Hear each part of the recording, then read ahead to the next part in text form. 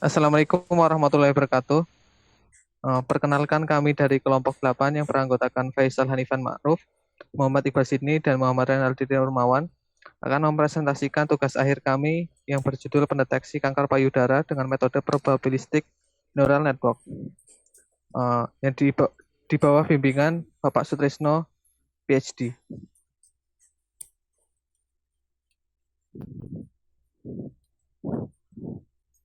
Eh, latar belakang latar belakang kami memilih proyek ini yaitu karena kanker payudara adalah kanker yang paling sering didiagnosis pada wanita di seluruh dunia dan menjadi penyebab utama kematian wanita di seluruh dunia. Kanker ini berasal dari tumor ganas yang dimulai dalam sel-sel payudara. Sebuah tumor ganas yaitu sekelompok sel kanker yang dapat tumbuh dan menyerang jaringan sekitarnya atau menyebar ke daerah yang jauh dari tubuh. Tumor sendiri terbagi menjadi dua, yaitu tumor jinak dan tumor ganas. Tumor jinak memiliki ciri-ciri yaitu tumbuh secara terbatas, memiliki selubung dan tidak menyebar, dan bila dioperasi dapat dikeluarkan secara utuh, sehingga dapat sembuh secara sempurna. Sedangkan tumor ganas memiliki ciri-ciri yaitu dapat menyusup ke jaringan sekitarnya, sel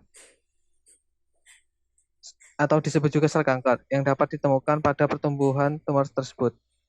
Penyakit ini hampir terjadi di seluruh wanita di dunia, namun pria bisa juga mendapatkannya. Kami sendiri menggunakan jaringan saraf tiruan. Yang jaringan saraf tiruan ini sendiri telah banyak digunakan dengan sukses di banyak daerah di teknik biomedis. Hal ini jelas dari literatur bahwa para peneliti telah menggunakan jaringan saraf sebagai alat komputasi, alat-alat pemodelan, serta alat meniru otak manusia. Seberapa potensi bidang teknik biomedis untuk jaringan saraf dapat diterapkan di masa depan adalah elektrofisiologi, biomaterial, bioteknologi, dan lain-lain. Sistem pendeteksi kanker payudara menggunakan probabilistic neural network yang merupakan salah satu tipe dari ANN atau Artificial Neural Network. Pendeteksian dilakukan dengan pengolahan citra yang kemudian hasil dari pengolahan citra diklasifikasikan. Hasil luaran dari proyek ini adalah apabila ada sel kanker dapat teridentifikasi jenisnya.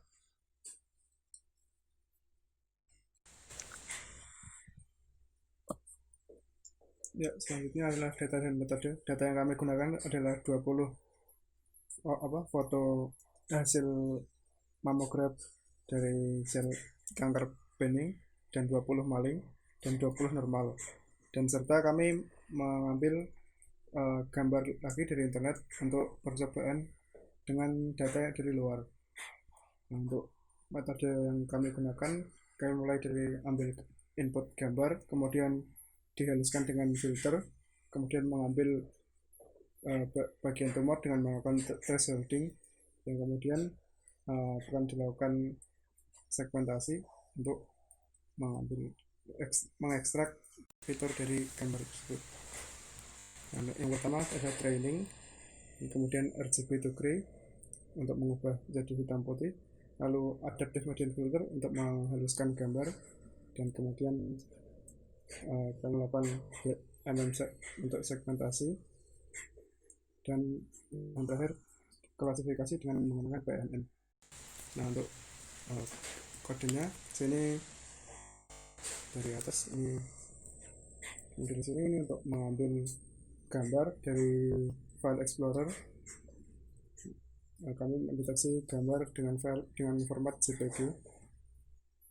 Kemudian ini adalah tombol untuk adaptive median filter. Di sini kami menggunakan GUI. Nah, ini bentuknya. Ini ada tombol kedua, itu adaptive median filter untuk melakukan proses filtering pada gambar yang telah dipilih. Dan kemudian kami juga selanjutnya adalah GM segmentation untuk melakukan segmentasi dari gambar hasil filter tersebut. Sini dengan dua region dan dibatas 10 iterasi. Dari hasil ini akan diekstrak fiturnya, yang kemudian akan dilanjutkan di proses berikutnya, yaitu classifier. Ini adalah mengklasifikasikan dari tiga tadi, bening, maling, dan normal. dengan kode sebagai berikut. Untuk mengambil untuk training datanya di sini, untuk memplot gambar training ke kelasnya, dan ini bagian tadi.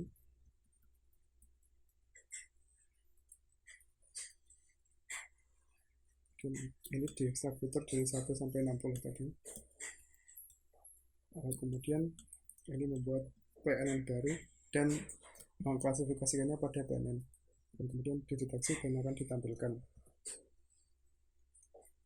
Dari metode mungkin cukup. Selanjutnya adalah hasil yang akan diteruskan oleh teman saya Faisal. Berikutnya adalah terkait dengan hasil pembahasan. Nah, di sini seperti yang sudah dijelaskan, metode yang digunakan di sini menggunakan metode PNN. Itu data yang digunakan ada 60 gambar dengan 3 klasifikasi, yaitu banding, maling, dan juga normal. Masing-masing 20 sampel. Nah, ini kemudian untuk memudahkan dalam pengujian, di sini kita menggunakan GUI atau Graphic User Interface yang fiturnya tadi seperti yang sempat diperlihatkan, untuk mengambil gambar dari Explorer, kemudian ada tombol Adaptive Median Filter untuk memperhalus gambar, kemudian GMM Segmentation, dan yang terakhir adalah classifier atau untuk pengelompokan hasil gambar tersebut. Langsung demo atau introduksi gitu. Nah, selanjutnya ini akan kami demokan terkait dengan hasil sistem MATLAB yang telah dibuat. Jadi langkah pertama di sini adalah kita mengambil gambar ini dengan browse. Nah, di sini misalkan contohnya mengambil gambar bening. Nah, setelah gambar terinput, proses selanjutnya adalah adaptive median filter. Nah, di sini akan terjadi proses pembersihan noise atau jadi mungkin pertama untuk mengubah menjadi grayscale, lalu kemudian membersihkan noise-noise yang ada. Nah, di sini dikarenakan gambar yang diinput sudah tergolong baik dan juga bebas dari noise, maka gambar yang dihasilkan tidak jauh berbeda dari gambar input. Lalu kemudian proses yang selanjutnya adalah GMM segmentation. Nah, di sini fungsinya adalah untuk mengambil fitur-fitur dari kanker yang akan dideteksi. Nah, di sini gambar yang akan dihasilkan sebentar.